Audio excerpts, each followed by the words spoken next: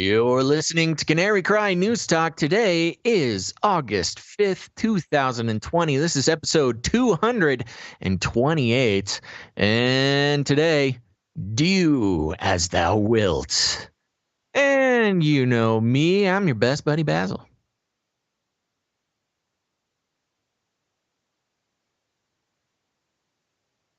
Ooh.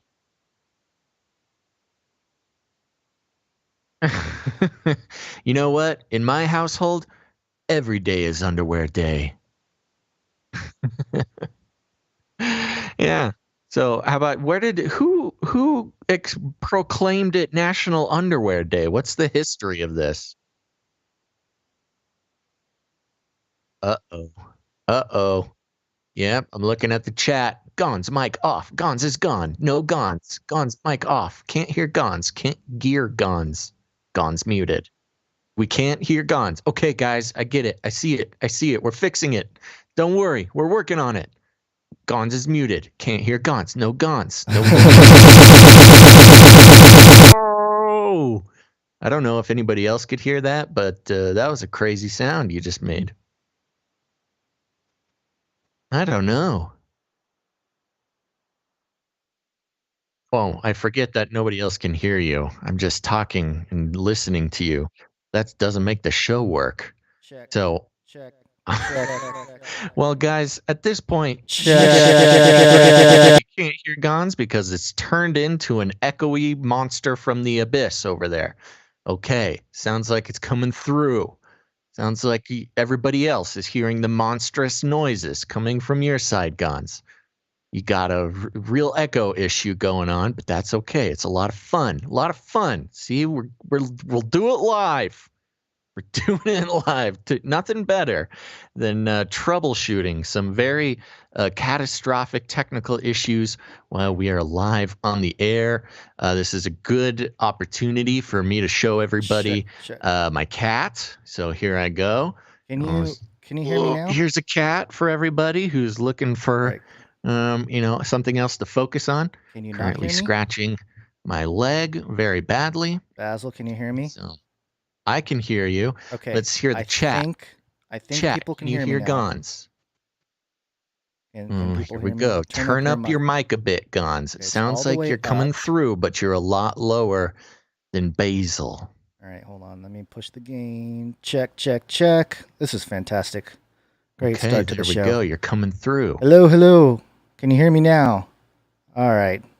Yeah, you look good to me. Louder. Yep. Go louder, Gons. I think people will crank it up to 11, baby. Yeah, actually I am plus 11 on the DBs there. Oh, perfect. Check. Okay. Now, the question is, perfect has been put into the chat multiple times. You've done it. We've done it. We've solved the problem. Okay. That's what I'm talking about, folks. That's teamwork. That is man. A lot of skill just went into that, Gonzo. I know. I had to create a whole new channel of audio input live on OBS Streamlabs. Streamlabs kind of a buggy software there. Yeah. Yeah. All right. So, anything exciting happened since the last show besides that incredible technical troubleshooting live on the air? No, other than some real negative comments coming in on YouTube. Really bum me out. It normally doesn't bum me out, but for some reason this time people were just mean. What, on the last episode? On the last episode, yeah. They're just yeah. I'm impressed with your strength of will to continue to read the toxic comments. Yeah, I have a pretty thick skin when it comes to that now. Yeah, but the problem is you can't let them know that you read it because then they're just going to keep doing it. Keep doing it. Yeah, well, I can, ignore it too. Yeah. It's just a matter of, time before I just shut all of them down with logic and reason. Yeah. Sorry. I see you've put something in our show notes here. Is this for the show notes on canarycrynewstalk.com, or is this to be read on the show? No. It's been in there for a while now. Just a little caveat, disclaimer. We are reporting the news and sharing our opinions on the issues, not endorsing the outlets of stories. For a complete list of show notes and links, please visit canarycrynewstalk.com. Yeah. Yep. Yeah. That's a true statement. All right. Good. Well, should we just get into it, or did you have Let's do something it. to say about National Underwear Day? No, I don't. Okay. I'm realizing that the whole National Underwear Day conversation was just me talking into It's just the you talking abyss. about underwear. Just you in silence, and then all of a sudden, I'm wearing underwear. Yeah. So I Oh. don't know if we want to catch everybody up, but today is National Underwear Day.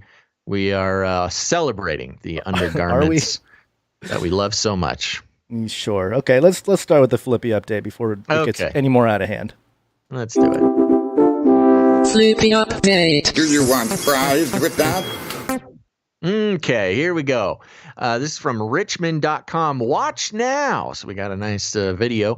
Researchers test. I've got a pop-up. There we go. Test drive new virus-killing robot prototype at Daily Planet Health Services in Richmond. And you got a nice video there you can play while I read this amazing article that goes, a four-wheeled robot's mechanical arm hovered over ultraviolet light over the surface of a chair in an office at the Daily Planet Health Services this past weekend. The weekend provided the real-world test drive of a semi-autonomous robot that researchers call Dingo. A University of Virginia robotics professor and fellow researchers envisioned one day the prototype will be used in airports, grocery stores, train stations, and other locations to kill viruses on surfaces. Tomonari Furukawa, a professor of mechanical and aerospace engineering at the University of Virginia, said having robots rove around decontaminating surfaces would lessen the risk of having human workers conducting manual cleanings of an infected area. Furukawa said researchers have been focusing their efforts on how to disinfect healthcare centers where the coronavirus is likely found. Part of the space at the Daily Planet on West Grace Street in downtown Richmond. It's used during the week as a COVID-19 testing center. Quote, but on the other hand, the need for decontamination exists everywhere, Furukawa said during an interview Monday at the Daily Planet. We have to start also customizing the robot not only for the healthcare environment, but also other places. Elizabeth Rourke, president of the Daily Planet's board of directors, said she had heard that the researchers needed to find a testing location for the robot. Quote, because of COVID, a lot of the larger healthcare systems, they're operating 24/7, Rourke said. I knew that while we operate 5 days a week, they could come here. They could have extended time in the clinical setting to do their testing. Dean Conte, one of the researchers developing the robot, said it was built by 8 students at Virginia Tech, where Furukawa taught robotics prior to becoming a professor at UVA. Quote, we can only test so much in a garage in Blacksburg, so we went to their COVID testing center at Daily Planet, said Conte, who is a graduate student at Virginia Tech. So we were in a real center where they do COVID tests. So we wanted to see just what the room looked like, what obstacles there would be, what challenges there might be from operating in a different room. Daily Planet operates 2 buildings, etc., etc., etc. And what we have here, Gons, following the ancestral line of keeping an eye on disembodied robot arms that are taking over. They're taking our jobs, enslaving our children, and flirting with our spouses. And now they will just be wandering around, shining the light of truth to disinfect the world from the evil scourge of COVID. Yeah, I was hoping for a better wheeling system. It looks kind of like those kid wheel boxes. They should put like tank wheels on it or something to make it look more. Ooh, that would be, yes, much more fun. You know what, Gons? I need to turn up my gain a little bit on my side. Okay. Because I'm having a hard time hearing myself, and I'm having a hard time getting hyped up. Check. Is this too much for you? I'm fine. Does that change sound anything for you? No. Don't you have a master headphone volume for yourself? That's do. That's normally how that works. Yeah. Thank you for that technical lesson. But I think I did it. If Okay, that works good. for you, it works for me. I Okay. don't hear Oh a my difference gosh, over I here. can hear myself. Oh, listen to that. Okay, so there you go, Gons. This is the next gen virus killing robot that is, obviously going to start patrolling the streets, have these little suckers show up at your house and decontaminate. Decontaminate. It's when I was a kid, Short Circuit was one of my favorite movies with Johnny Number 5. Uh-huh. Every week, I feel like it's getting closer to that reality, and not for good. Because Oh, no. he's going to try to hurt everybody eventually. He's Yeah. going to be all nice, and then he's going to be mean. Yeah. And he can read books fast. What was I going to say? Oh, and this is not a new thing to say. It's barely important for me to say this, but if we're coming to a world where sterilization is increasingly valued amongst the institutions and things like that. And I do fear a little bit what sort of havoc this will wreak on our immune systems. Suddenly, if there's no viruses whatsoever floating around, how will our bodies ever learn to fight for themselves? Yeah. Yep. Yeah.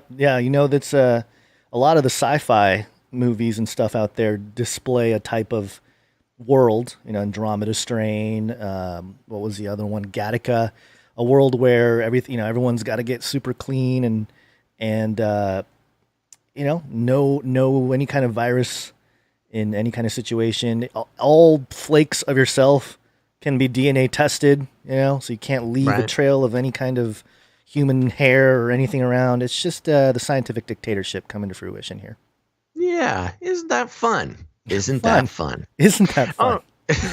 All right, let's give some updates before we get into the big stories today. Quick updates here. We interrupt this broadcast to give you a brief update. By the end of this timely interruption, you will be thoroughly updated. Now, I don't know when this was published, but this was theatlantic.com, and the headline of this, I guess it's an article, it's "The COVID-19 crisis requires long and short-term planning. This supercomputer can do both." Ooh. Yeah, the supercomputer wasn't supposed to be in use until 2021, but the Fugaku, like everyone else, had to change its plans when COVID-19 swept the world. The Fugaku is a supercomputer in development at RIKEN, Japan's leading research institute, in collaboration with Fujitsu. RIKEN has pioneered innovation in science for more than a century, employing more than 3,000 people in Japan and overseas. Funded by the Japanese government, the institute has produced Nobel Prizes, groundbreaking scientific technology, and effective collaborations with research and business partners. Global mission. The Fugaku, global mission.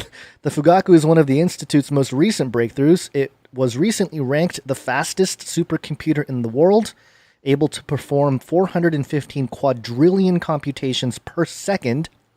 But despite those striking statistics, quote, "We're not shooting for glory," says Dr. Matsuoka Satoshi. Dr. Satoshi. Oh my gosh, Yeah, we found him.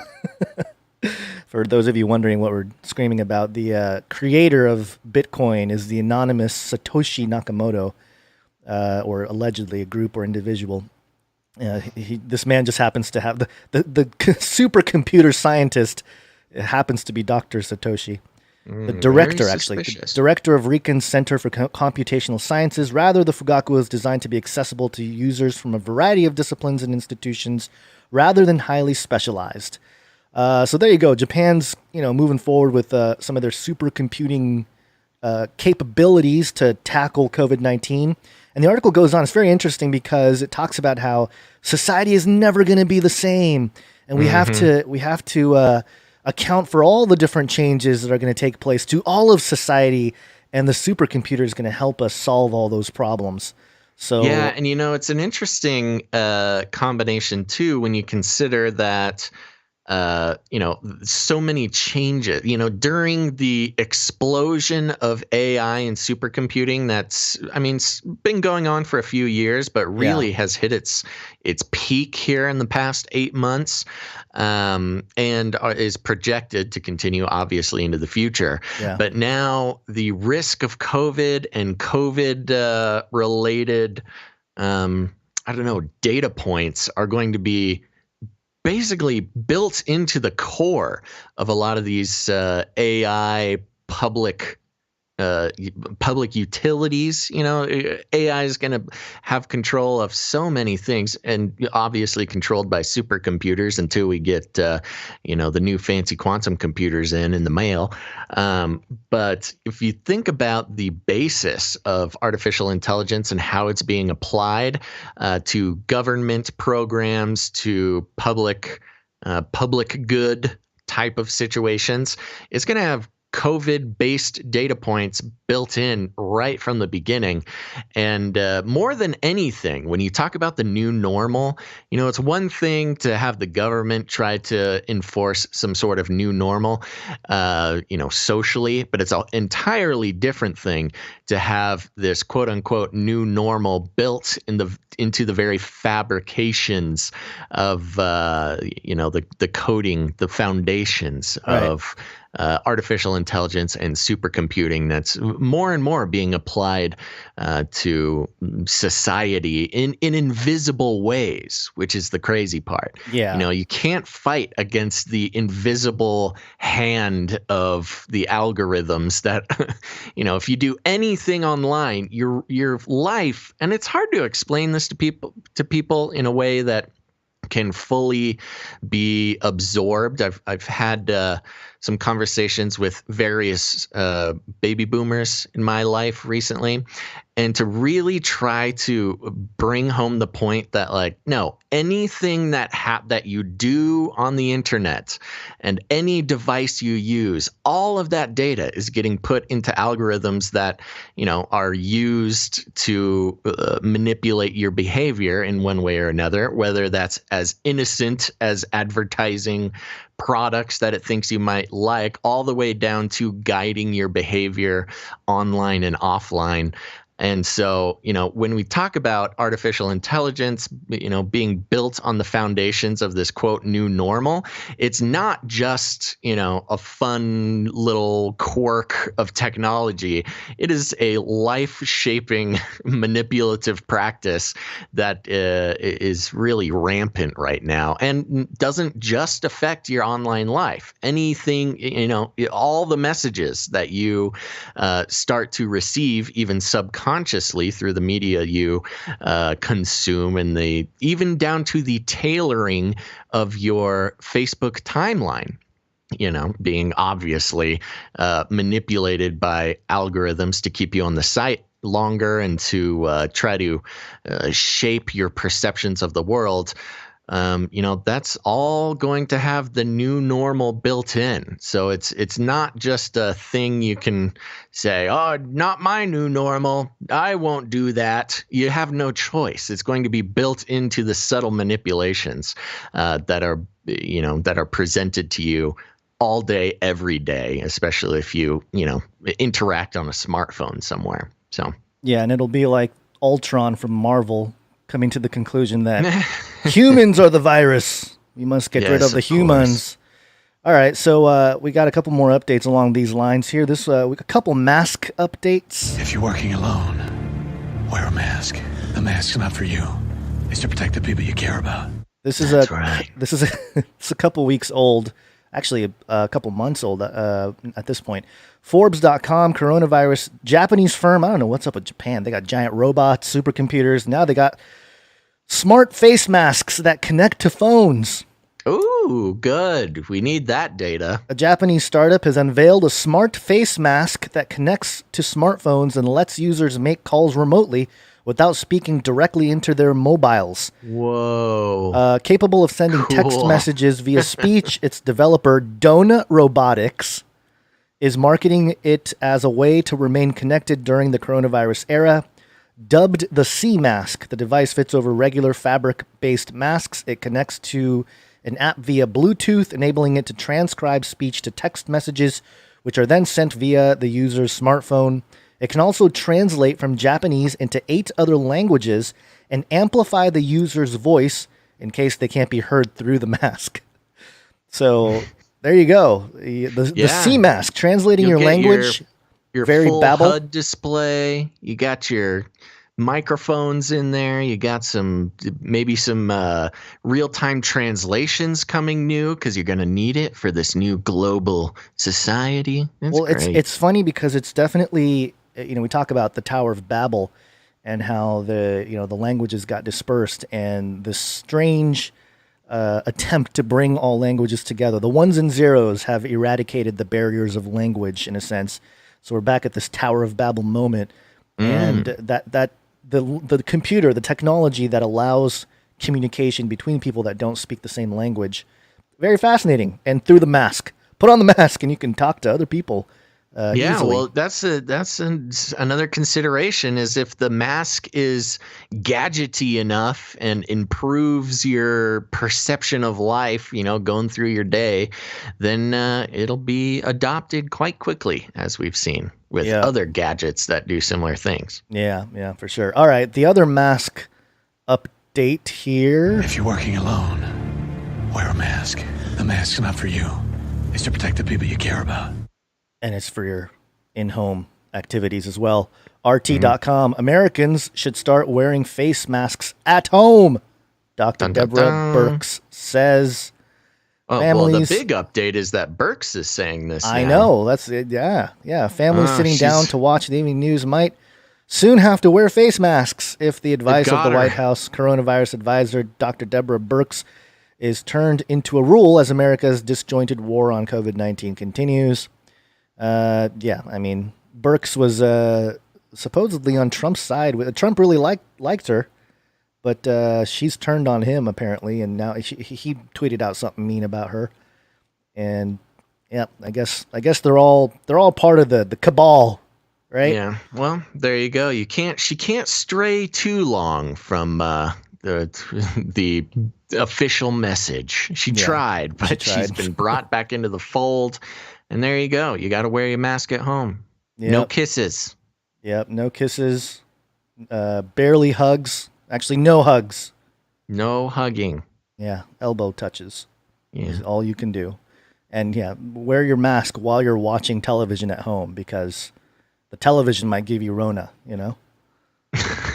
Well, I know some people who would agree with you that the television is the biggest spreader of the COVID symptoms. So wear your goggles and masks at home watching TV. Oh yeah, what about the goggles? You gotta wear your full diving mask. It's gonna be people in their underwater deep dive suits while trying to eat dinner. How do I get this in my body? Okay. We got a 33 update as well. 33 is the number of completion of the Great War. And this was tweeted out by Ivanka Trump. And this was on August 4th, which was yesterday. Today, the Justice Department and I are announcing $35 million to 73 organizations in 33 states to provide safe plus stable housing to human trafficking survivors. Oh, wow. The coronavirus pandemic has made safe and supportive housing for survivors more important than ever. So, interesting play here. I'm sure this is a 14D chess, Basil. The 33 signaling, but also the stable, safe housing for human trafficking survivors, because they're taking down the network. One by one, nation by nation, they're all in line with the plan, and Ivanka Trump doing the signaling there with the 33 states. I don't know. Is that a counter 33? Or is that no bad way. Guys? She's in it. She's in the club. She's in the club too. Another interesting little 33 update that I experienced was one of the videos. There are many videos of all different lengths, but the first video that I saw of the Beirut explosion was 33 seconds long. Ooh, yeah, very interesting. I know. So, speaking of the Beirut explosion, I think we just should get into it. Yeah. Let's do it. It will kill. Burn it all. And No. also, what is it? This one. Okay, everybody. Yes, we've seen the chat. We've seen it online. We've seen it everywhere. The Beirut explosion. I'm gonna we're gonna lay down a base level here with BBC.com, and then there's a lot more to get into. But we'll start here. Beirut explosion, port officials under house arrest as rescue efforts continue. A number of Beirut port officials are being placed under house arrest pending an investigation into Tuesday's huge explosion, Lebanon's government says. The blast killed at least 135 people and injured more than 4,000 others. A 2-week state of emergency has begun. President Michael Aoun said the blast was caused by 2,750 tons of ammonium nitrate stored unsafely in a warehouse. Customs Chief Badri Daher said his agency called for the chemical to be removed, but this did not happen. No kidding. Quote, "We leave it to the experts to determine the reasons," he said. Ammonium nitrate is used as a fertilizer in agriculture and as an explosive. Opening an emergency cabinet meeting on Wednesday, President Aoun said, quote, "No words can describe the horror that has hit Beirut last night, turning it into a disaster-stricken city." Specialists at the University of Sheffield in the UK estimate that the blast had about 1/10 of the explosive power of the atomic bomb dropped on the Japanese city of Hiroshima during World War II, and was, quote, "unquestionably one of the biggest non-nuclear explosions in history." Wow.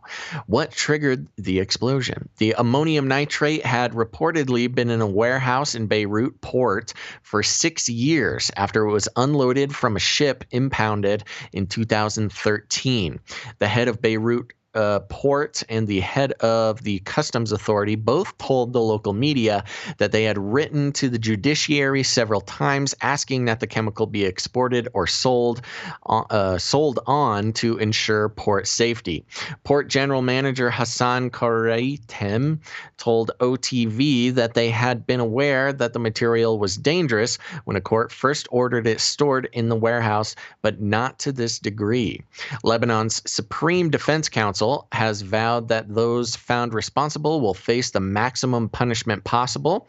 Economy Minister Raoul Nemi told the BBC, quote, "I think it is incompetence and really bad management, and there are a lot of responsibilities from management and probably previous governments. We do not intend, after such an explosion, to stay silent on who is responsible for what. House arrest would apply for all port officials who have handled the affairs of storing the ammonium nitrate, guarding it, and handling its paperwork since June 2014, Information Minister Manal Abdel Samad said. The ammonium nitrate arrived on a Moldovan-flagged ship, the Rosas, which entered Beirut port after suffering technical problems during its voyage from Georgia to Mozambique, according to ShipArrested.com. ShipArrested.com. I should check that out, which deals with shipping-related legal cases. The Rosas was inspected, banned from leaving, and was shortly afterwards abandoned by its owners, sparking several legal claims. Its cargo was stored in a port warehouse for safety reasons, the report said. And then they're very sneaky on the BBC website. They kind of phase into other articles, but let's just see what they have to say. What is the nope. Another attempt to dodge the blame. Volunteers have poured onto the streets of Beirut to help clear up the devastation, while others have been visiting the worst affected areas in a state of shock. The government has been promising a full and transparent investigation and told the military to put those responsible for storing the vast quantity of ammonium nitrate under house arrest, but Beirutis have been unimpressed, seeing it as another attempt by the political elite to dodge the blame for disaster. Instead, they are demanding full accountability. Many on social media have welcomed the generosity of those offering to help from around the world, but have asked people to avoid making any donations through the government, which they now regard as terminally corrupt and incompetent. Wow. Then they go into the rescue efforts. Yeah, I think that's a good place to stop there. Let's see. Well, let's do this. What is the background? The explosion comes at a sensitive time for Lebanon, with COVID-19 infections on the rise. Hospitals were already struggling to cope. Now they are faced with treating thousands of injured people. The country is also going through the worst economic crisis since 1975. Through 1990 civil war, and tensions were already high with street demonstrations against the government. People have to deal with daily power cuts, a lack of safe drinking water, and limited public health care. Lebanon imports most of its food, and large quantities of grain stored in the port have been destroyed, causing fears of widespread food insecurity to come. The future of the port itself is in doubt due to the destruction caused. President Aoun announced that the government would release 100 billion lira, that's about $66 million, of emergency funds, but the impact of the blast on the economy is expected to be long-lasting.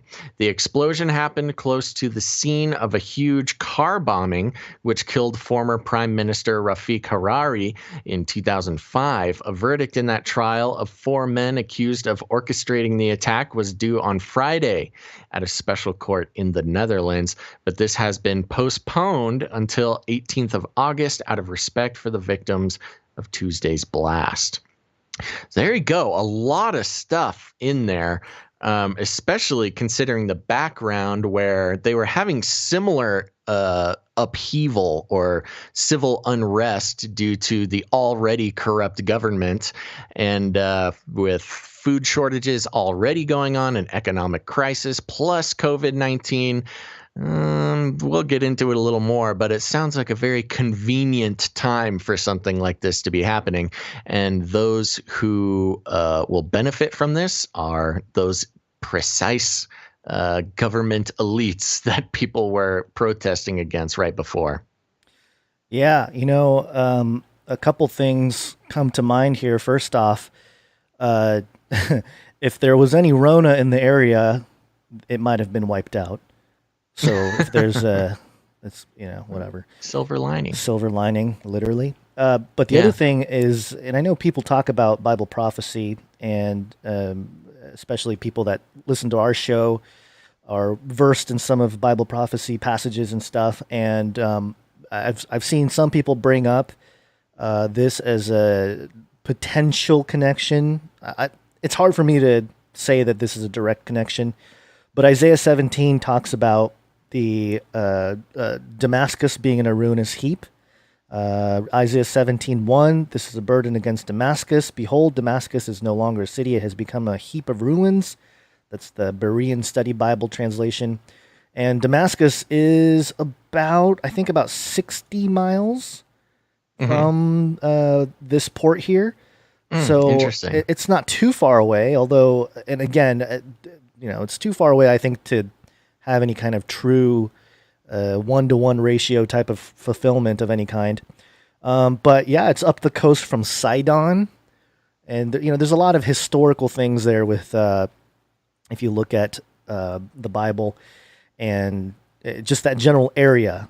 So, it's just something to bring up. Obviously, it's not in the same location, several miles away, but pretty close, fairly close to a lot of the historical things there.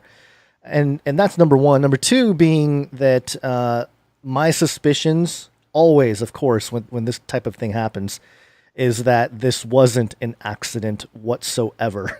And the timing is so specific. It's very especially suspicious. With the outcome of the assassination of the former prime minister, supposed to be announced in 2 days, and of course this happens right before.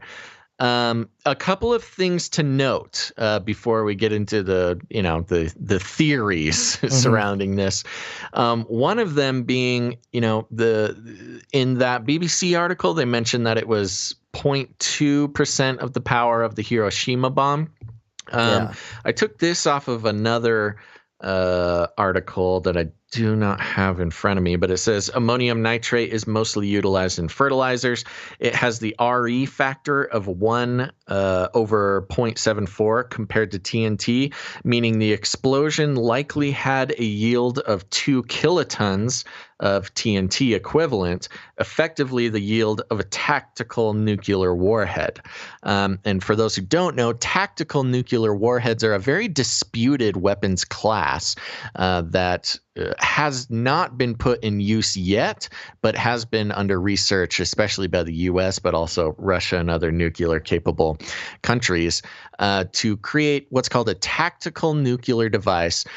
And the tactical part of it, meaning it's just slightly smaller than a nuke. Well, it's significantly smaller than a nuke, but can be packaged in a very small package and is used for much more tactical, precise strikes rather than totally incinerating a 50-mile radius.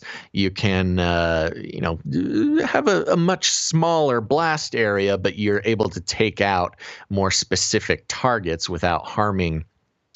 Without turning 50 miles of the Lebanon countryside into a glass parking lot. Right. So that was suspicious. Now, with tactical nukes in general, they're very disputed within those, with the power to dispute them, because the danger is if you have a tactical nuclear warhead that is a little bit more contained and you can be a little bit more precise with the destruction, the temptation to actually use it would be much higher. And, in a world where we're trying to avoid any sort of nuclear conflict, because that can escalate quite quickly, the debate about whether to use tactical nuclear weapons, rages on, because part of it is considered a very slippery slope where once you use one tactical nuclear warhead, it's just, you go back and forth in responses. They're just going to get more and more powerful, and that'll eventually lead to, conventional nuclear missiles being used. Right. So that was one aspect of this that was, just kind of strange. The other one being, that ammonium nitrate obviously being very suspiciously parked there in the warehouse for 6 or 7 years after being confiscated, off of that ship that was abandoned, and 3,000 tons of ammonium nitrate and a ship and everything being abandoned by its former owners is suspicious in its own right. Oh shoot, how are we going to get all these explosives into Lebanon? Well, we'll just bring it there and they'll take it away from us, and there it is. It's right where we wanted it to be, being a possible issue, or a possible theory connected to this. And I'm sure there will be some more stuff uncovered. But yeah, so there you go. Oh, and what was not mentioned in the BBC article, but was mentioned other places, and you can actually see it in the video, was allegedly the fire started in a warehouse, or the warehouse that was storing a big cache of fireworks. So you can see in the videos, it starts out as a firework warehouse party, and there's actually fireworks going off for a while. And you can see, the explosions of different colors and the sort of streamies and sparklies of, very obviously fireworks, which then led to the ammonium nitrate being ignited. An interesting thing about ammonium nitrate, it is not very combustible on its own. It's, if you just have pure ammonium nitrate, you don't get the type of explosion that you would be looking for if you are using it for explosive purposes. Ammonium nitrate actually needs to be mixed with some sort of fuel to make it explosive and not just simply flammable. So that brings up questions. Did the ammonium nitrate get mixed with some sort of fuel in the firework fire, or was it pre-mixed in a way that, maybe that's why it was confiscated, because it was obviously for explosive purposes? Nope, he froze. He was talking too much. Are you still there? Uh-oh. Basil froze again. This is happening every single episode that we've done in the last, I don't know, a few weeks here, or a few episodes anyway. See if we can get him back. I don't know if he got completely kicked off or if he just froze because he froze. Basil, you there? Okay, nope, he's frozen. Oh, he's trying to call back now. Hold on. Bad. Hello? Hi. This is happening way too often. Yeah, it's usually when you go on long rants. Where did you lose me? I don't know, maybe 30 seconds ago. Well, what did I say? I what was the not last paying thing you attention heard? anymore. Oh my gosh. You were going on like point number 6 or something, and I was Did I preparing. talk about the ammonium nitrate and the mixtures required? Yeah, you were. I think you were talking about that. Okay, give so me I'll back your finish it video out real quick. Give me your video. Let me just finish it up. Okay, give me video. Oh, give you video. Yeah. Okay, I'll give you video. Here's some video. There he is. Okay, so shoot, I don't know where I got dropped off. But the point being that ammonium nitrate needs a mixture of some sort of fuel to become explosive in the way that we see it here, and whether or not that mixture, some other type of fuel had to get mixed in, or else we would not have seen that type of explosion. Whether or not the fireworks fire brought in, maybe contaminated the ammonium nitrate in the process of the fire, or it was pre-mixed and maybe that's why it was confiscated by the government. There's a lot of questions regarding where did the mixture of fuel into the ammonium nitrate happen to cause it to be the explosive weapon that it was. And then one last observation with the fireworks part of it was I just mentioned how I watched V for Vendetta the other day, which, there was some talk on the Canary Cry community about how V for Vendetta is chock full of Gnostic and mystery religion type of stuff. And I get that. It's a Hollywood movie. I'm not saying build a religion around it. I'm just saying I watched it and has some eerie connections to what's going on now. But within V for Vendetta, every time the guy, V, the main character, would blow something up, mostly government buildings, he would also set off fireworks within the explosion. Mm-hmm. So it had a weird connection to the movie that I just, went on a rant about before, mixing a very harmful explosion with fireworks as sort of a messaging of, in V for Vendetta's case, it was supposed to be a celebration of the destruction of government buildings.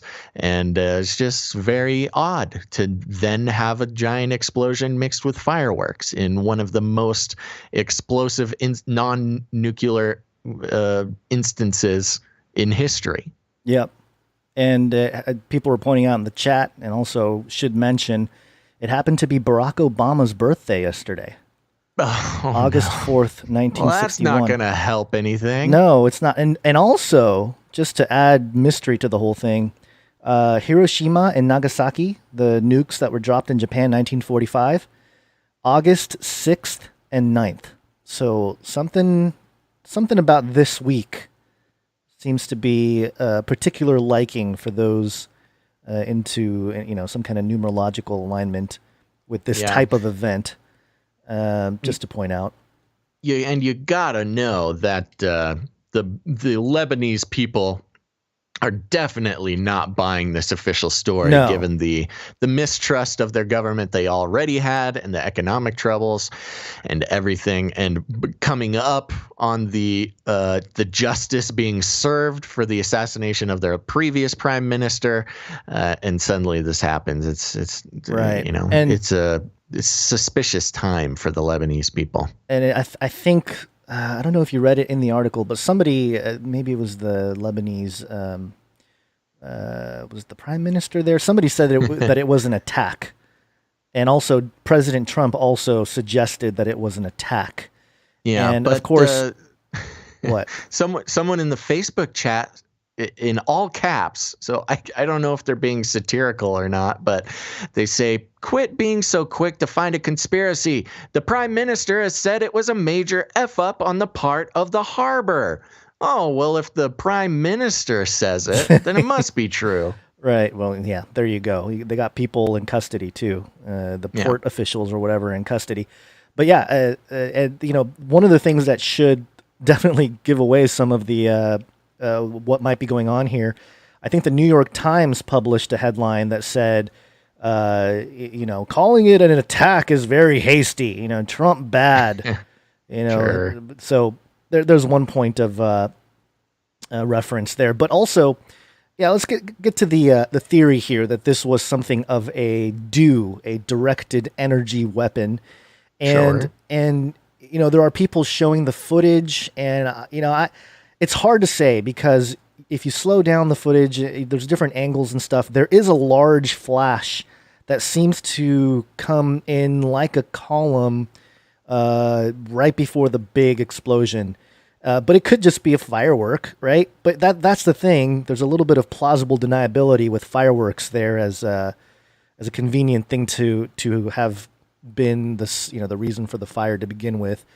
Uh-huh. But I wanted to look into some of the official documentation that's out there on directed energy weapons, or at least publicly in the military and stuff. And what I found was pretty interesting because I hadn't visited the Lockheed Martin website in a while, but they have a whole page here, lockheedmartin.com, capabilities, directed energy. And the title of this little page here, New Age Threats Require New Age Defenses. And remember what Trump said, if I can find the jingle. Where is it? We will launch a new age! Right? So obviously, New Age threats, New Age defenses. Oh, we're going to launch the New Age. We're launching the New Age, right? Okay, and on this website, again, this is Lockheed Martin. Directed energy technology has advanced from the lab and is now ready for the field. Laser weapons provide the advantage of speed, flexibility, precision, and lower cost per engagement that are only possible with lasers. Directed energy operates as a force multiplier, enabling the warfighter to counter a growing range of emerging threats. And here's the big one. Invisible detection, surprise engagement. And of course, the footage here is an airplane, just kind of shooting down the beam on a car. The car has no idea, and now you got a big old hole in the car from the directed energy weapon. But and that's sort of the public consumption of this type of technology, how it's used. But if we're talking about other higher up things on the firmament there, it's possible that they are very much capable of doing something like this, knowing that there's something of what was it, ammonium nitrate that's been sitting there allegedly for 6 years without any kind of protection or any plan to get rid of it next to a firework building or whatever. Just very, very convenient to have all of this there, and very easy to have somebody that's invisible, or a group of people invisibly engaging in some kind of attack where you can just heat up the area until it goes boom. The website here continues on. In the air, land, or sea, covert capabilities of the laser enable cause and effect without visual signs of detection. Ooh, wow. So, I mean, it's telling us right here on the Lockheed Martin site. Basically bragging how you can set off chaos and fires and explosions and nobody will know. Yeah, nobody will know, and you can do it without detection.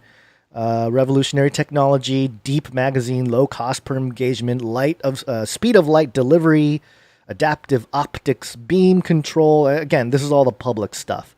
Yeah. And so that when I think about what this possibly could be, we talked about weather weapons in the last episode and how weather warfare has probably been happening for a while now in terms of changing the atmosphere, changing storms, and even if it's not a direct control type of thing, at least to mess it up or at least change things to affect things.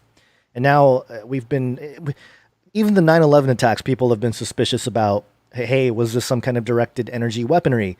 When you have cars on the streets right after the attacks, half the car is completely singed and the other half is totally fine.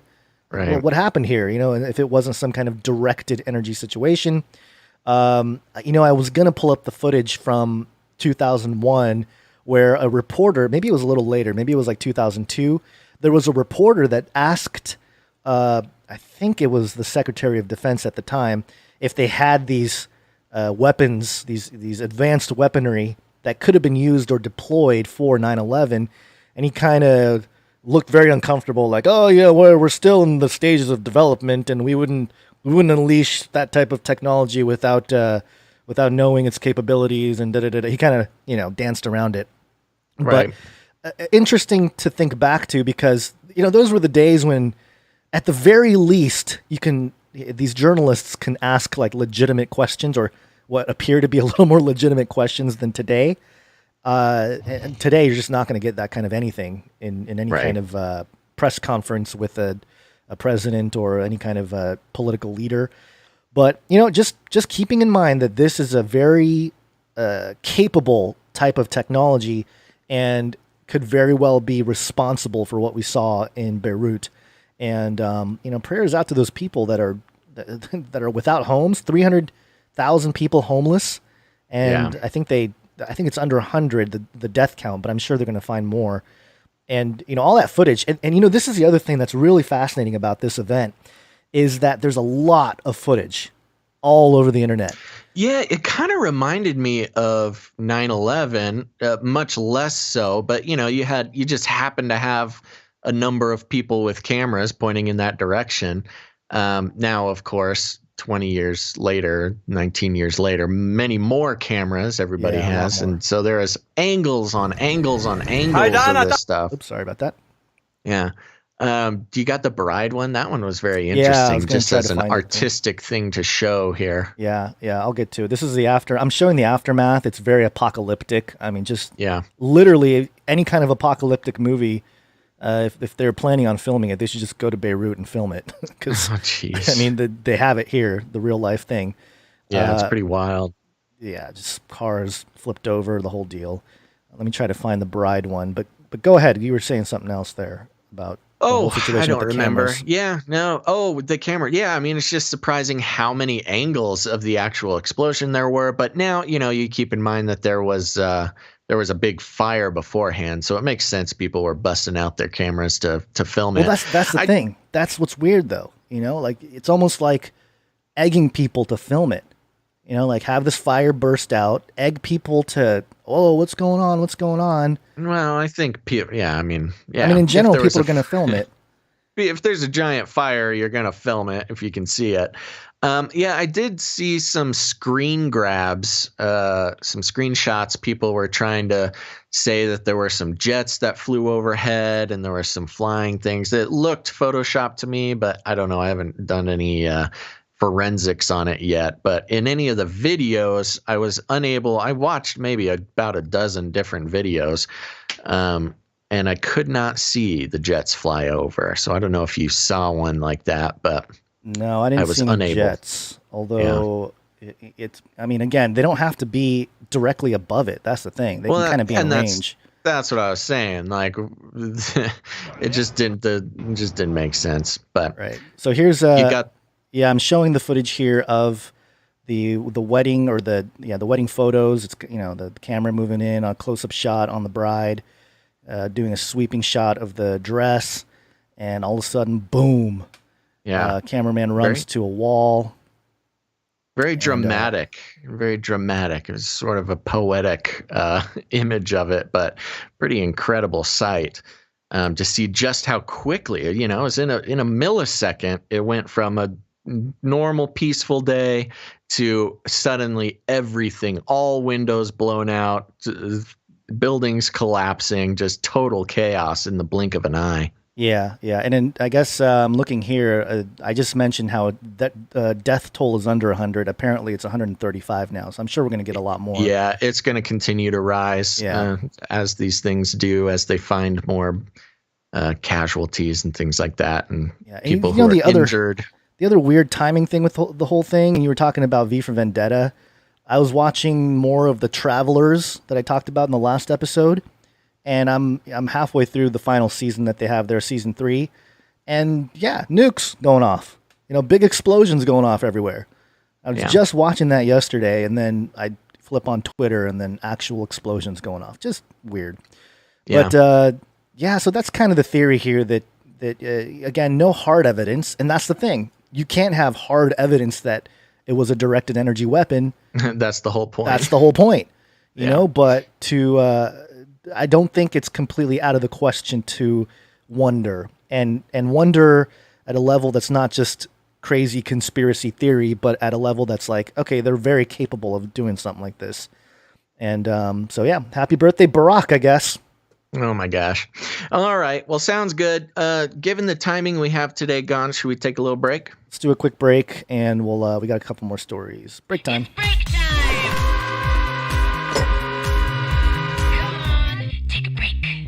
All right, everybody, don't go anywhere. We're just going to take a quick break to thank some of our producers and followers. But after the break, we've got some COVID psyop talk, some more dealing with conspiracy theorists. What is the word I'm looking for? Literature going out to the masses. Also, a little update on the TikTok issue, obviously a big national security issue. And then if we get to it, we might have to save the George Floyd stuff till Friday, depending on what the time looks like. But we'll go quick here and make it work. All right. You ready? Yep, let's do it. New Twitchers. New Twitchers. Here we go. Big thank you to the people who follow us on Twitch. Because we request it and it helps us out more than following us on YouTube or any other place. So we want to thank these people. So, gosh, the drama continues with our new Twitch follower, Basil's actual wife. Oh, my gosh.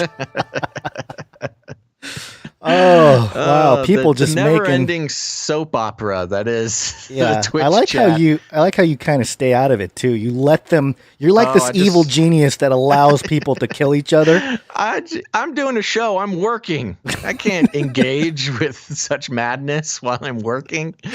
Yes. So Basil's actual wife. Wow, I did not know. I don't know who you are, but they thanks just for said being that's here. right, honey, in the chat. Oh gosh.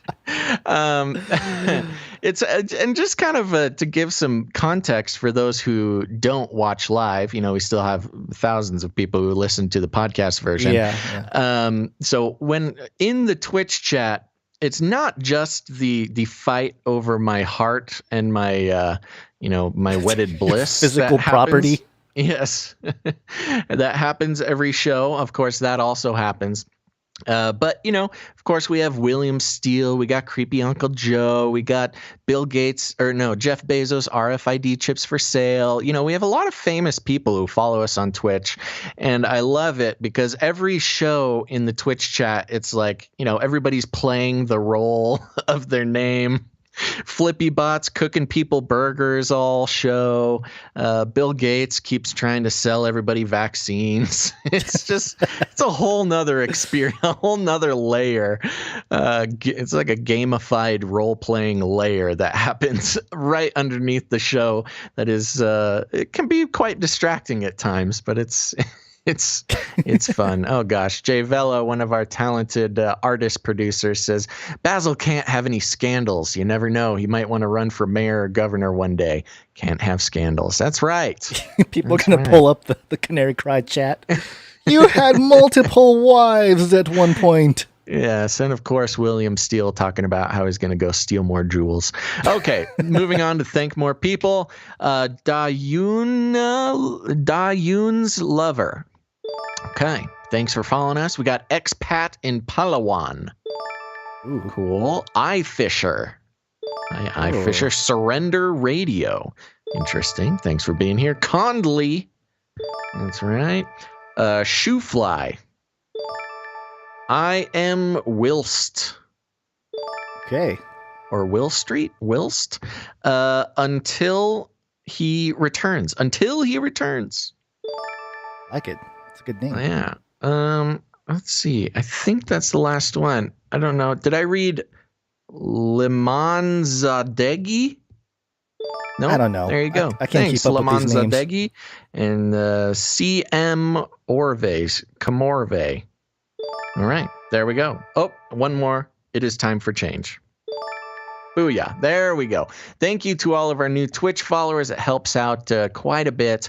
And if you're not already doing it, we would request that more people watch live on Twitch. That helps us reach our goals and helps the algorithms quite a bit. A couple new followers just at the last second here. One's touched my Twitch. That's inappropriate.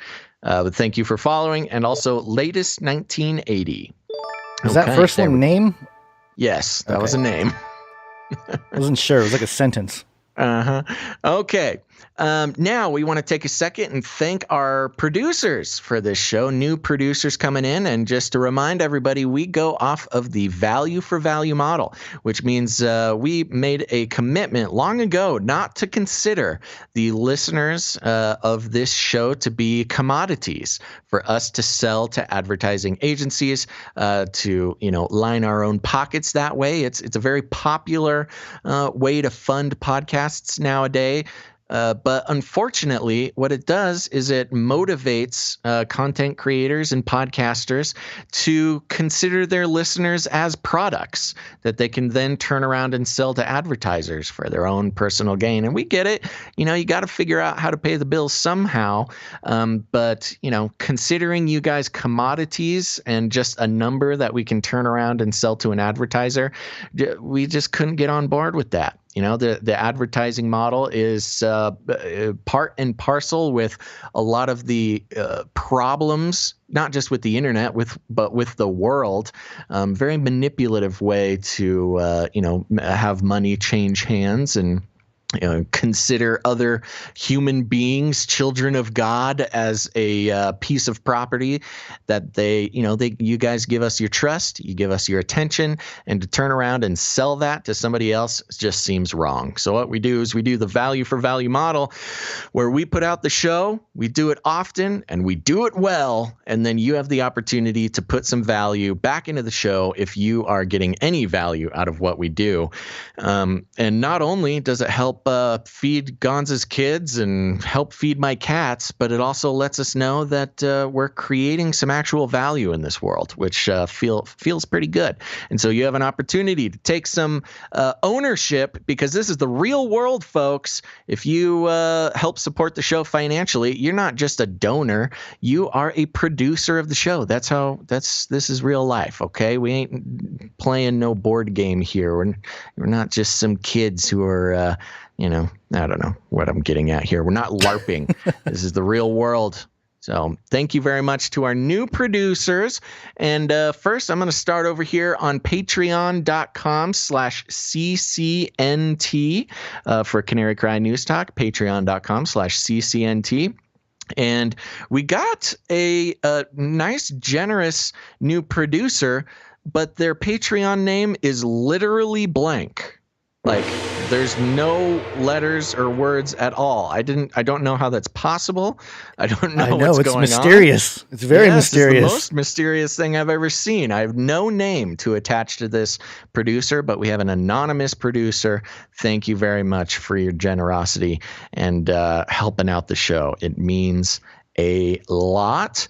And then over on patreon.com/Canary Cry Radio, as of 2 seconds ago, there was no new producers over there. I'm going to refresh it real quick. But here's the thing. Patreon.com/CCNT is the easiest way to join up and help us out and, become a producer, take some ownership over your own media consumption. But we also, a lot of people don't like Patreon. Patreon's kind of getting into some hot water recently as well. So a great option is to go to canarycryradio.com/support. canarycryradio.com/support. An observant person in the chat says, you need to help support the many wives of Basil. Oh no, we're gonna get in trouble. I know those guys. People are gonna rattle someone's cage, and they're gonna start listening, and they're gonna be like, "What are they? Why is Basil into polygamy there?" Why does he have like 50 different wives As if fighting I for each needed other? any other reasons to be criticized. So yes, Patreon. No. CanaryCryRadio.com/support is another great way to become a producer. We've got PayPal options, monthly subscriptions, as well as one-time donations in any amount, if commitment's not your thing, which apparently it is mine with all these wives I've committed to. You're very committed to overcommitted. But and there's also cryptocurrency options. Gons, who has come in on the PayPal? We have a few new producers from PayPal. We have Laura that came in. Thank you, producer thank you, Laura. And also Ciara. So thank you, Ciara. Ciara, thank you very much, Ciara. And we have a new monthly supporter from Penny. Thank you, Penny. Thank you, Penny. And Penny also sent us a quick note. And let's see. They said, I'm enjoying your new format since you've changed from the 30-minute version to the no agenda value for value model. And they say that they've listened to No Agenda from practically the beginning, having only donated once. Mostly because they said, I try to support the Christian content creators. And they also said, I have also listened to your show, Canary Cry Radio, since the first episode. Oh, wow. Yeah, so I heard Gons... an old-timer. Yeah, give his first interview on The View from the Bunker with Derek Gilbert. That was a long time ago, 2011. Yeah, old school. Yeah. And so he felt moved to support now because we have been very regular in our show days, and it's obvious how hard we are working. And he says, he or she, I can't tell. I'm glad that's obvious. Yeah. They said, thank you. I have often wished there was a Christian version of the No Agenda show, and you're filling the gap. Yay! So there you go. That's what we were going for. I'm happy about that. Yeah. So thank you, Penny, for your support and your producership. And those are all the people coming in on PayPal as of today. Okay. And we did get some snail mail.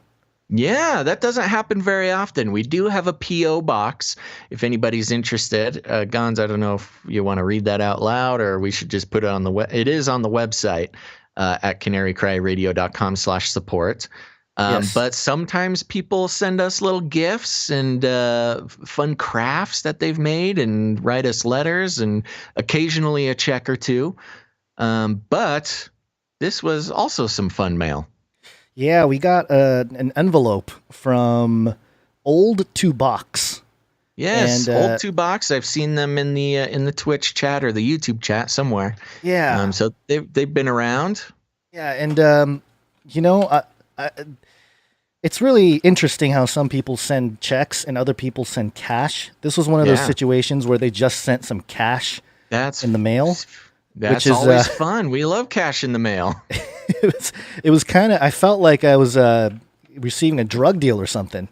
Open the envelope. I'm okay. Well, all right. Here, let's get in the car, child. Very generous producership from Old Two Box. And Old Two Box, if you're listening, look out for an email. Yes, and they came with a piece of art, a drawing, cat-like readiness. It's a picture of a kitty with a cross necklace and a katana. So there's that. And he also gave us a handwritten note talking about, let's see, what a razzle-frazzle, devil's days do we be stuck in the middle of, deceived, us received, but redemption is nigh, so feel relieved. Stay focused, Gons, eyes wide open, Basil, age of deceit, I was my first, UFO, fallen angel, giants, etc. And 10 years later, I think we are here, I think. There doesn't need to be a big show like Blue Beam, but only the usual suspects of politicians, celebs, and control over social media stuff steers what appears popular. Let's all pray for the uncovering of evil and an opportunity to show and tell the whole truth. And so, thank you, Old Two Box. I think Old Two Box does not want to be knighted, but we might knight you in the future. We might knight you anyways. Yeah. Well, again, look out for that email. Yeah. Gons, I'm on the stream right now. I don't see anything up. We just got our very nice Yep. art. Yep. Okay, just Break checking. time. Break time. Just break checking. time. Oh, we don't have our faces on the break time? Well, I got to take off my mask, and you know, I wanted to give you an opportunity to clean off your googly eyes. Okay. You know? Yeah, sounds good. So now, if in case you're wondering, since we have to wrap this up, holy smokes, we also have other producers. There's other ways to produce the show. One way is creating art that we can show here on the live stream, also post in Facebook's feeds and the website and show notes and newsletters, all sorts of good stuff. And I think we can do a couple here, and we'll save a couple for next show. What do you say? I actually have all of them ready to go, so I mean we can just run through them real quick. Let's do it. So first we have Melting Man, and this was by Barbara. So thank you, Barbara. It looks like a hand-drawn. They're all hand-drawn, but pencil drawn human leaned over in kind of a crouch position, and their whole back is burning up. And I think and she sent us a message. The email. Yeah. You got the email there? I don't have it in front of me, but yeah.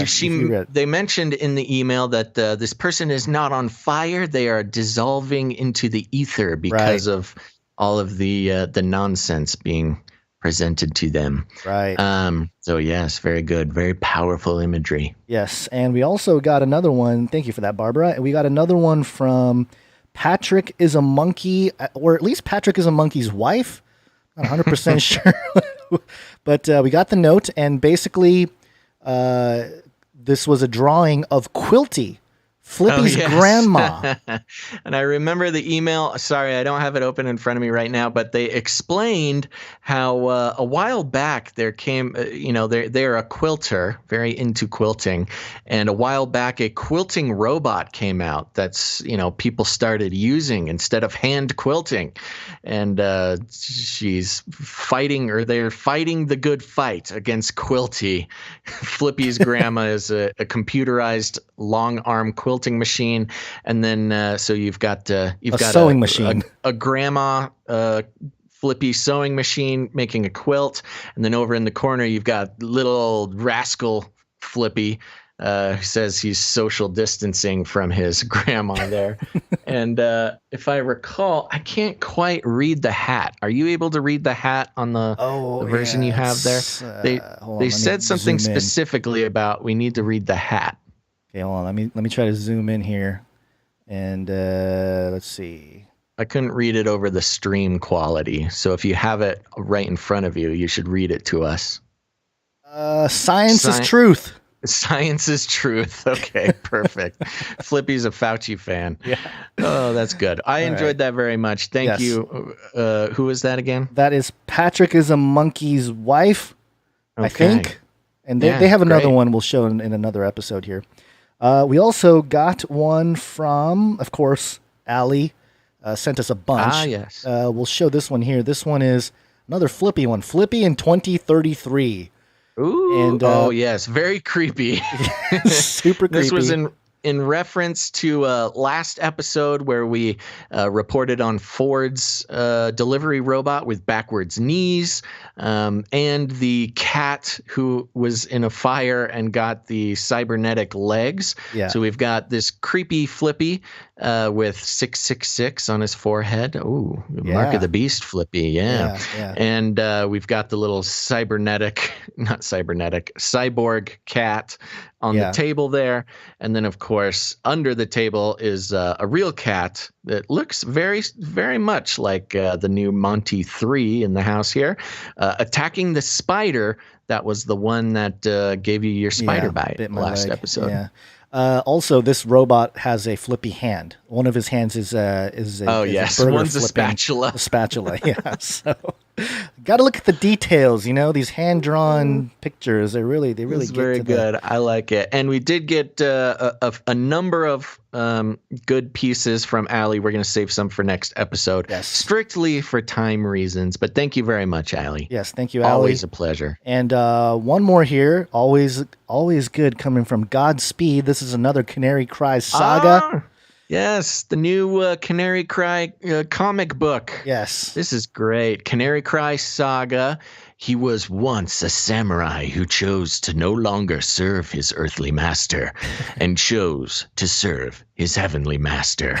There's great animation or illustration of Gons as a Ronin.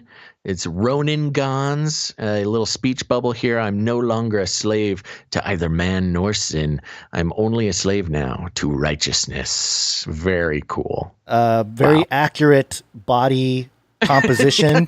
Of course, yes. He's got the inhumanly muscular body, just like Gons in real life. Yes. He's very happy to finally have an accurate illustration. Yes. Of all of his hard work. All my hard work paying off in comic book form. So thank you, Godspeed. This is amazing. I always love these Canary Cry Saga covers. They look fantastic. I mean, it looks like it can literally be a real comic book. Yeah, all of them could. All of his work is really, really cool. So make sure to check out the artwork. We'll put a bunch up on the Facebook. We'll put some on canarycrynewstalk.com. Check out the show notes. You can. Everybody needs to get some eyes on these pieces of art. Yes. Very cool. good. We also have we got to do a couple of these. We have a couple jingles. I know we're taking forever. This is a big one. We got jingles that came in. We got one that came in a while ago. I didn't get to this one. It was in the Google Drive that I had problems accessing, but I got to it. Okay. It was from Jimmy. He did a Nephilim update old film style. So here's that. Okay. Have you ever heard of the Nephilim, my dear? What's a Nephilim? Why, they're found in Genesis chapter 6. You reached chapter 6? Kind of quiet, but I think people can hear it. That's good. I like it. That's fun. Yeah, so there's that. And so thank you, Jimmy, for that one. I like it. I like the old style, kind of old film feel. And then Jesse sent us the Googly Eyes theme. And this is a throwback for me. I don't know if you were around in the early 90s, Basil, listening to some hip-hop, but he took one of the old hip-hop classics and inserted a clip from you. And we have this masterpiece here. You got big googly eyes on. I like them round and big. Wow. And thank you for, speeding up and slowing down different portions of that song. Hopefully we will not get a copyright strike. I don't think we will for that one. I got big googly eyes on. You like them round and big. There you go. Okay. That's very good.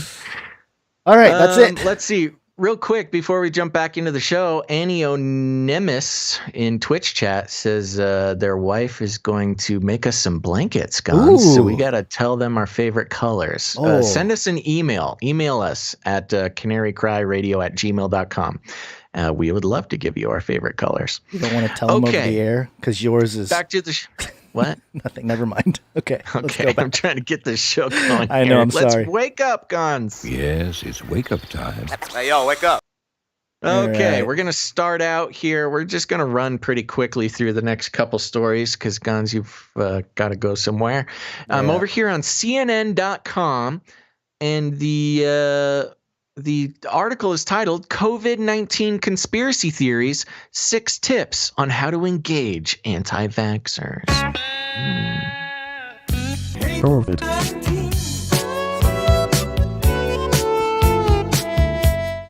That's right. Okay, we think it's important. Why do we read this type of stuff? We think it's important to keep an eye on how people with differing views than the official stories are being portrayed in the media, not just for fun or self-deprecation, but because we need to know what the people are being told about the fringy type people, and CNN has been giving people lessons, as well as Vice and other places, on how to interact with those crazy people who don't believe what they hear on the news. And this is just to mention, this is in the health section of CNN, by the way. And the last update was on 3:22 a.m. 322. Skull and Bones. Wow, yesterday morning, Skull and Bones. 3:22 a.m. We're on to you. We're on to you, CNN Health. Yeah. The article reads, with prospects of COVID-19 vaccine looking up, attention is also turning to the problem of anti-vax ideas. According to a recent survey, 1 in 6 Britons would refuse a COVID-19 vaccine when it comes available. Although vaccine hesitancy is a complex problem with multiple causes, the number of conspiracy theories circulating about the coronavirus do not help. The fight against COVID-19 related conspiracy theories will be fought on multiple fronts. It requires a broad public health campaign and for social media companies to control the spread of disinformation. But all of us can play a part in this effort. Most people will know someone who has succumbed to conspiracy theories about the current crisis. We have succumbed. I have been researching conspiracy theories for over 2 decades and have spoken to many believers. Here are the 6 rules I use for talking to conspiracy theorists in the effort to change their mind. Here you go. Keep an eye out. See if you can spot anybody using these tactics on you. Acknowledge the scale of the task. Talking to people who endorse conspiracy theories is inherently difficult. Simply laying out evidence or pointing out logical contradictions in the conspiracist argument is seldom enough. Conspiracy theories are, by definition, irrefutable. I don't know about that, but okay. Okay. Lack of evidence of a conspiracy or positive proof against its existence is taken by believers as evidence of the craftiness of those behind the plot and their ability to dupe the public. So arm yourself with patience and be prepared to fail. Yes. Tip number 1, go ahead and fail. Just fail at your attempt to convince them. And it's interesting because, of course, yes, the origins of quote unquote evidence need to, are one of the biggest things to take into question. Yeah. If somebody is coming at you with an official story, kind of like the person in the Facebook chat today who said, well, the prime minister said it was this. So why are you being a conspiracy theorist? Well, exactly because the prime minister said that. He has nothing but gain to get from convincing people of the official story. Yeah, it's a question of epistemology. Right. Look that up if you don't know what that is. But yeah. Okay, number 2. Recognize the emotional dimension. Ooh. Conspiracy theories seduce, not so much through the power of argument, but through the intensity of passions that they stir. Underpinning conspiracy theories are feelings of resentment, indignation, and disenchantment about the world. They are stories about good and evil as much as they are about what is true. Okay, I'm not gonna argue with that too much. This gives conspiracy theories. Yes, it is a story about good and evil. It's funny. It's kind of like his argument against them are good arguments for them. Yeah, I know. It's like, yeah, of course. Anyway, go on. All right. This gives conspiracy theories a strong emotional dimension. Tempers can flare and conversations turn into a shouting match. It is important to prevent this from happening. Be prepared to de-escalate the situation and keep the dialogue going without necessarily giving ground. Ooh, okay, All cool. right, yeah. Number 3. Find out what they actually believe. Before trying to persuade someone, find out the nature and content of his beliefs. Of course, it has to be a his. Yeah, his. That's sexist. Yeah, There's very female sexist. conspiracy theorists. Yeah, canceled. Cancel this author. When it comes to conspiracy theories, the world is not divided into believers and skeptics. There's a lot in between. I'll agree with that. A minority of committed believers treat conspiracy theories as the literal truth and are particularly resistant to persuasion. Many others might not see themselves as believers, but are willing to accept that conspiracy theorists might be onto something and are at least asking the right questions. Establishing the precise nature and extent of someone's belief will enable you to better tailor your response. Also, try and find out what specific conspiracy theory they endorse. Is it 5G or Bill Gates that they think is behind the coronavirus, or both? What videos or sites have they looked at? Once you find out, gather as much disconfirming evidence as you can from credible sources, including multiple independent fact-checking websites. Okay. Yeah, this is not going to work for this person. No, it's not. Background research will help you focus the discussion on the substance of the claims. Never question someone's intelligence or moral sense, as this is the quickest way to end a conversation. That is true. Very, very insightful of you. Establish common ground. One of the main problems with conspiracy theories is that they are not confined to tinfoil hat-wearing kooks or political extremists. In times of crisis and uncertainty, they can contaminate the worldview of otherwise reasonable people. Oh, so they're admitting that we're reasonable. That's good to know. Conspiracy theories make reality seem less chaotic and tap into broader, often well-grounded concerns about the world, such as the concentration of financial and political power. Yeah. Mass surveillance. Yeah. Inequality or lack of political transparency. Yeah, of course. Okay, great. So when talking about conspiracy theories, start by acknowledging these broader concerns and restrict your discussion to whether conspiracy theories can provide an adequate or meaningful answer. Okay, I feel like I would do okay in a conversation with somebody using these tactics so far. Many people come to conspiracy theories through genuine, albeit misguided, curiosity about how to make sense of the world. They sometimes see themselves as healthy skeptics and self-taught researchers into complex issues. Avoid criticizing or mocking this. Instead, present it as something that, in principle, you value and share. Yeah, good. You should value and share that. That's the whole point. Your aim, after all, is not to make them less curious or skeptical, but to change what they are curious about or skeptical of. Ooh, we must change them. Conspiracy theories often sound convincing because they start with the detailed exposition of credible scientific or historical facts. The problem is these facts and arguments lead to extraordinary conclusions. The kernels of truth on which conspiracy theories are based are solid starting point for a discussion. Agreement on at least some of these facts will allow you to focus on the leap of imagination that allows 2 and 2 make 5. You know, it's interesting. You could almost just change the title of this article to say, how to talk to your mainstream media obsessed and brainwashed friends. Yeah. It's like almost the exact opposite. Or you could switch those roles rather easily.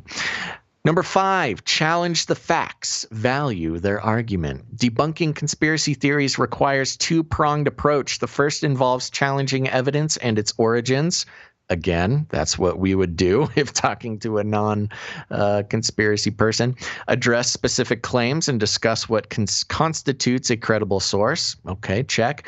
Offer to look at the evidence together, including on fact-checking websites. Okay.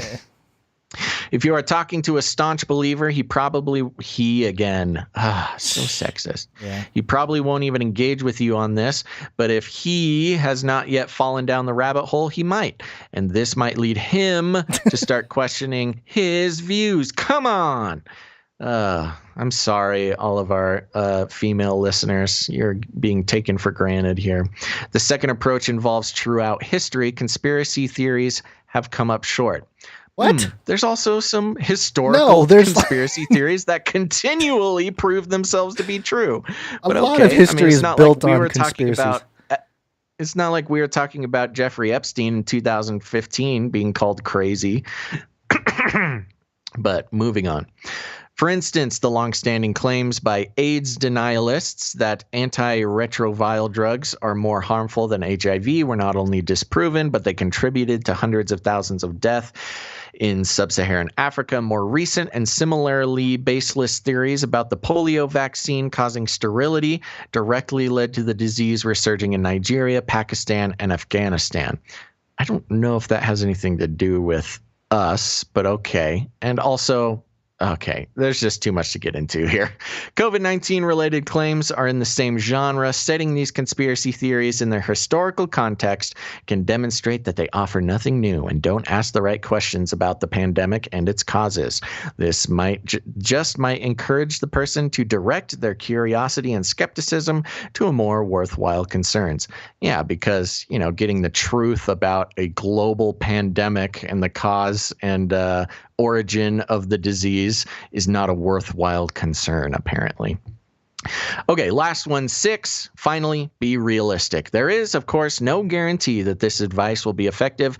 There are no incontestable arguments or fail-proof strategies that will always convert a conspiracy theorists to skepticism. I don't like this dichotomy they're setting up of conspiracy theorist to skepticism, because I think inherently conspiracy theorists are skeptics at their very core. They're just not skeptics of the same thing you're skeptical of. Yeah. Conspiracy theorists are skeptical of absolute authority of other human beings in communicating the truth when they have like CNN. So much gain to so much to gain by having you not be skeptical of their story. Continuing. Therefore, set realistic expectations. The aim of talking to a conspiracy theorist is not to convert them, thank you, but to sow doubt about an argument and hopefully enable them to gradually build up resistance to its seductive appeal. So there you go, Gons. There's your 6 tips to talking to a MSM. Their definition of conspiracy theorist, this is what always happens with these mainstream outlets. They just generalize everybody. And I know they tried to kind of address it, like find out what kind of conspiracy theorist your person you're talking to is. But in general, there's this broad stroke being made that if you believe that, the JFK story isn't true or that vaccines aren't legitimate, then you must also believe that aliens built the pyramids and just everything is just one big question, one big crazy, and that's just not the case. And so it's just the same strategy. It's a straw man strategy it is is what it is. Oh, if you don't believe the official story about the Beirut explosion, you must think that, Trump is a lizard person, right? Which I'm not saying he's not. But to assume that the same person would believe both things just because they believe one is a logical fallacy. And so they're teaching people to operate on logical fallacies to try to convince people. Well, the funny thing too is that you can use the tactics suggested here and question everything about this post. Like the author of the post, the outlet. Like, okay, do we trust it? The history of CNN, not great, especially recently. People are less trustworthy of an outlet like CNN. And just in general, you can use all of this against them, and you will have probably a better argument for what they label conspiracy theorists are suggesting. Believe your TV. Yeah, believe your TV, believe your authority. And I was looking at some of these links that they were connecting it to. They were conversation article. They got their own rabbit hole of a web of confusion. And it's the same. It was another article written by the same author, I think. The senior lecturer in psychology, the Open University, Jovan Byford, I think is the author of this article. So he's just linking to his old articles, like, hey, like this or, example or that example. It's so he's obviously showing his own, he has a lot to gain by having you check out his other articles that he's written, so he can get paid more by CNN to continue linking a web of his own articles. Right. So, I don't know, man. Anyways, there you go. Keep an eye out for it. That's what they're saying about you folks. And it plays into be that. Skeptical. Yeah, be skeptical of the skeptics. And, we do it on this show all the time. A lot of times there are conspiracies floating around, and disinfo and misinfo in the conspiracy world is a big risk. You gotta get in there, dig in and figure out which conspiracy theories, have some legitimacy and which ones are, crafted or misrepresented, in order for a lot of different things, whether it's to, see who they can get to jump on the crazy train or to use to discredit the community. Right. There's something called the COINTELPRO, which is an operation, a real operation that took place, and I believe still takes place, to discredit anybody who is questioning the official narrative. And the way they do that is they basically get someone to pick the conspiracy theorist. And my video on YouTube got deleted for it, was the whole George Floyd thing, and people, on Twitter and social media saying, hey, I looked at the footage. The guy in the footage doesn't have a chest tattoo. Look at that. And all the evidence being used was like the most grainy, footage that you can find of and there was very clear footage that showed, no, he did have the chest tattoo. So my point in my video was, hey, watch out for these guys trying to give you a talking point that can easily be debunked, by just looking at the footage that's publicly available, because it's not going to help the argument. You can question the whole situation without believing that he had a tattoo or didn't have a tattoo. It's irrelevant to the actual questioning of the narrative. But if you're going to be taken off into this direction of, hey, he didn't have a chest tattoo, well, a skeptical person is going to go look at the footage and say, it's pretty clear he had the chest tattoo. You're crazy. Right. You're a crazy conspiracy theorist.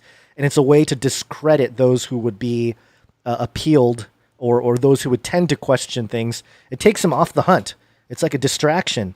And so that is definitely out there. So that's why, it's important to be vigilant and watchful and make sure that, whatever you're peddling out there, because what happens, the parroting happens in the world of conspiracy.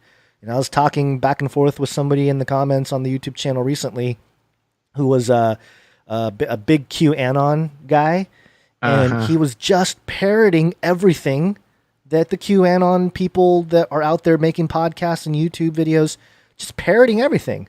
And it's like, well, you're, and I'll think for yourself. It's about consciousness and the pineal gland and all this stuff. It's like, what, we haven't heard about this for years? I mean, come up with something new if you're going to try to, tear down the person that believes in Jesus.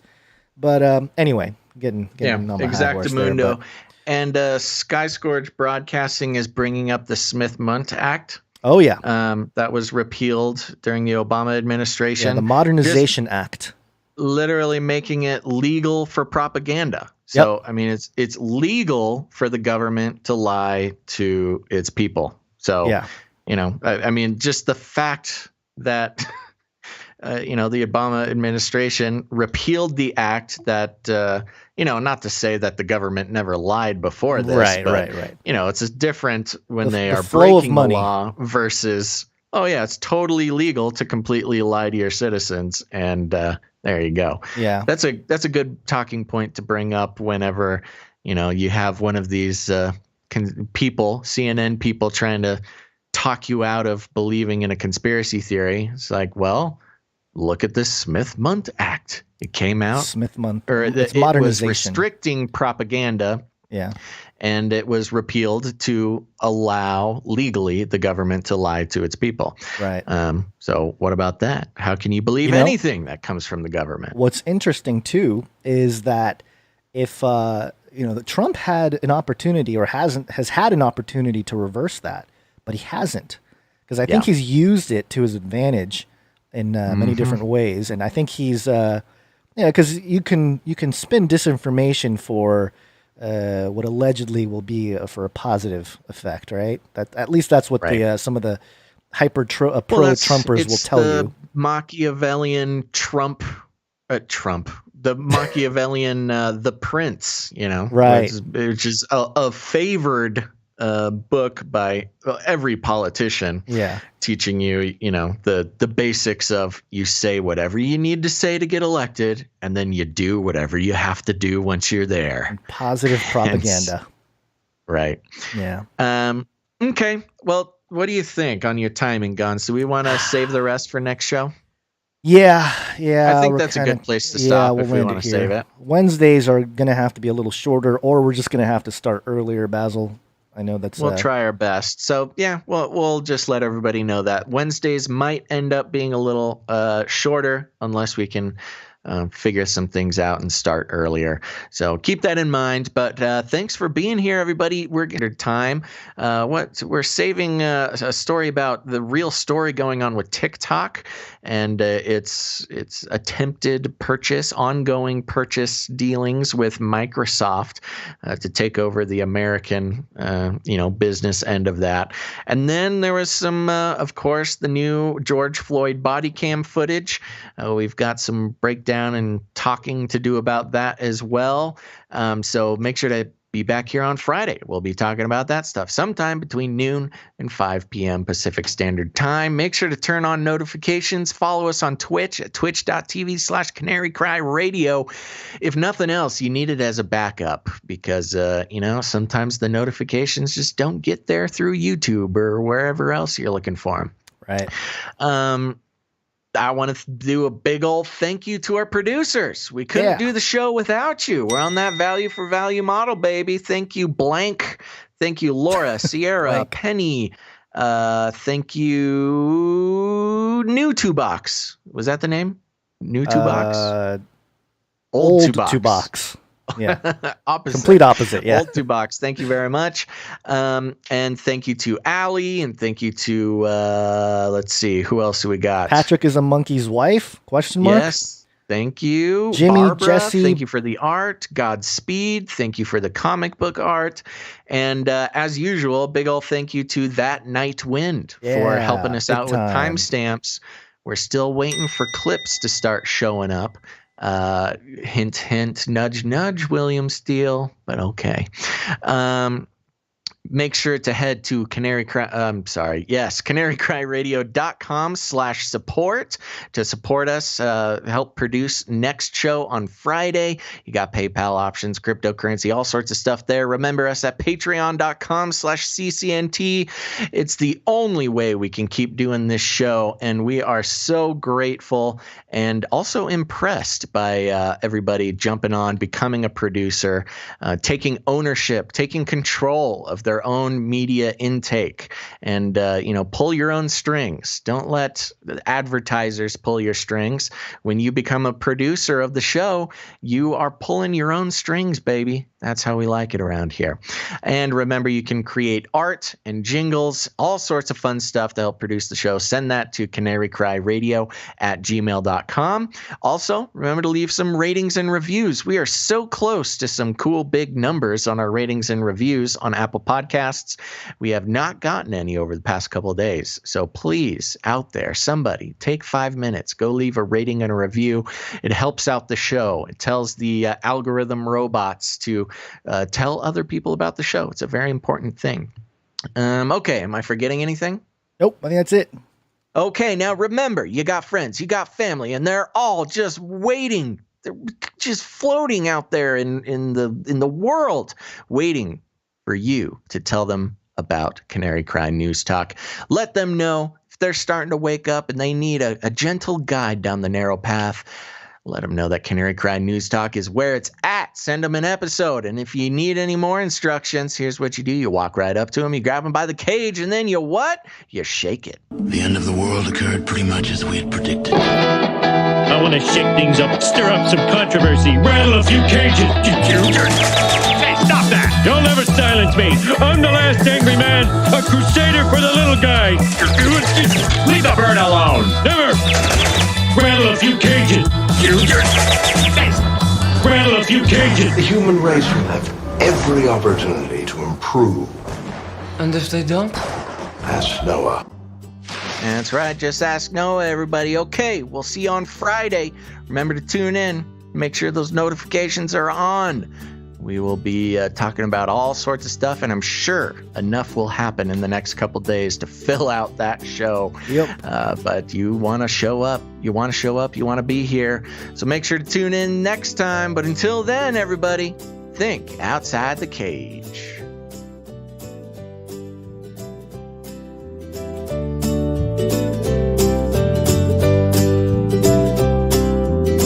I tried to tell you.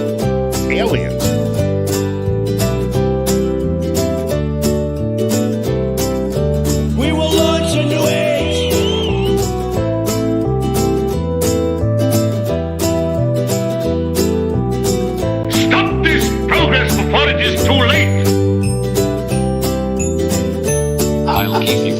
safe in my people's zoo.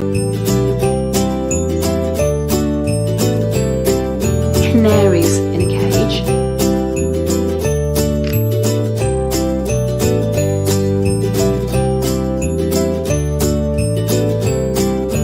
Cancel culture.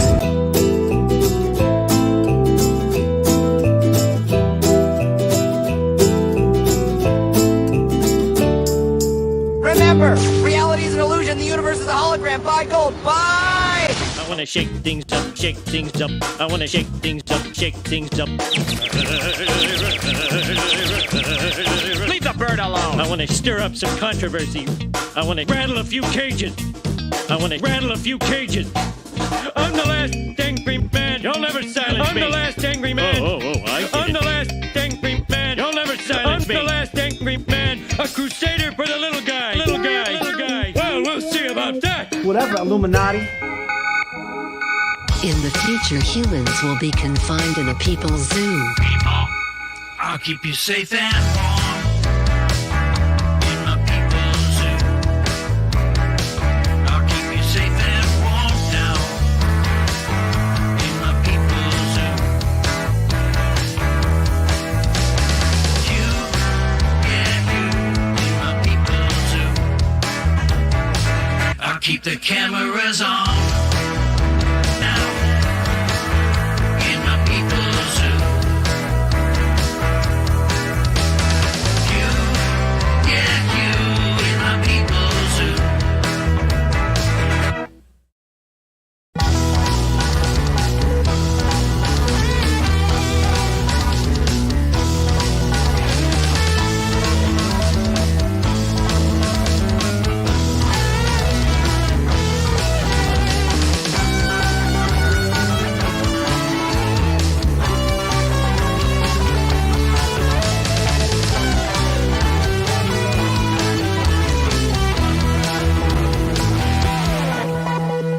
You fat and sassy in my people's zoo.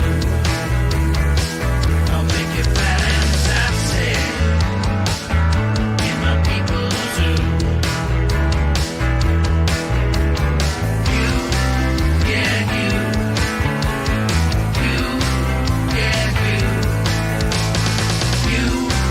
yeah, you, in my people's zoo.